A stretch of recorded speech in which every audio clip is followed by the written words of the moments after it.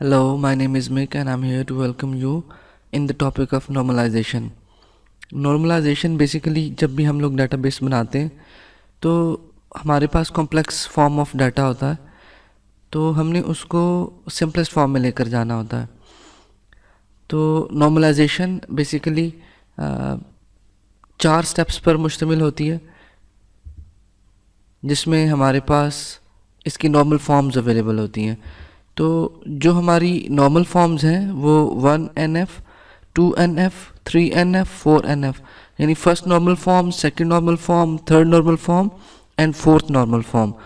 तो हमने in step से गुजरते हुए अपने डाटा को नॉर्मलाइज करना है। तो जो हमारे पास पहली नॉर्मलाइजेशन फॉर्म है उसके अंदर हमें 4 पॉइंट्स को देखना होता है। पहली चीज़ क्या है कि जो भी हमारे पास सेल्स होंगे उनके अंदर सिंगल वैल्यू आएगी। हम मल्टीपल वैल्यूज़ एक सेल के अंदर नहीं रख सकते। लेट्स सपोज जैसे हम फर्स्ट नेम और लास्ट नेम के लिए एक ही कॉलम या एक ही एट्रीब्यूट बना लेते हैं, तो उसके लिए हमें ये होगा कि हमने एक सेल के अंदर 2 वैल्यूज़ नहीं रख सकते। हम हमेशा से एक सेल के अंदर एक वैल्यू रखेंगे। और जो दूसरी चीज़ है कि जो भी हमारे कॉलम्स होंगे उनकी डाटा टाइप सेम होगी, जो भी उसके अंदर हम डाटा एंटर करेंगे वो सेम होगा। तीसरा जो पॉइंट है हमारा वो ये है कि रो यूनिकली आइडेंटिफायर होने चाहिए ताकि हम अपने डाटा को यूनिकली आइडेंटिफाई कर सकें।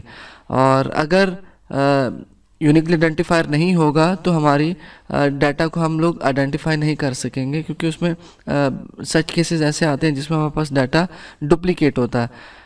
तो उसके लिए हमें आइडेंटिफायर की ज़रूरत रहती है। अगर नहीं है तो हमें एक यूनिक आईडी ऐड करना पड़ेगा, या फिर हम एक कॉलम ऐड कर कर अपने डाटा को यूनिक बना सकते हैं। फिर इसके बाद जो चौथा पॉइंट है वो ये है कि order of the row and the column is irrelevant. जो रोज़ और कॉलम्स के ऑर्डर हैं ये इररेलेवेंट होंगे। इसके बाद जो हमारे पास पॉइंट आता है सेकंड एनएफ के अंदर। सेकंड एनएफ के अंदर हमारे पास जो पॉइंट है वो ये है कि जितने भी हमारे पास फील्ड्स और एट्रीब्यूट्स बनते हैं वो नॉन की जो कॉलम्स हैं उनके डिपेंडेंट होंगे।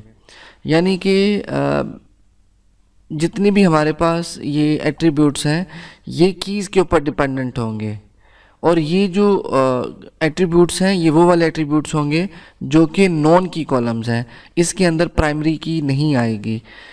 और इसके बाद जो हमारे पास तीसरा स्टेज आता है जिसमें हम लोगों ने थर्ड नॉर्मल फॉर्म में डाटा को कन्वर्ट करना है। इसमें क्या होगा कि तमाम फील्ड जो हैं वो सिर्फ कीज़ के साथ डिटरमिन होंगी और उसके करस्पॉन्डिंग हम डाटा जो है वो मेंटेन कर सकते हैं। और इसके बाद जो हमारे पास फोर्थ नॉर्मल फॉर्म आती है वो ये आती है कि हमने इसके अंदर डिपेंडेंसीज़ ख़त्म करनी है।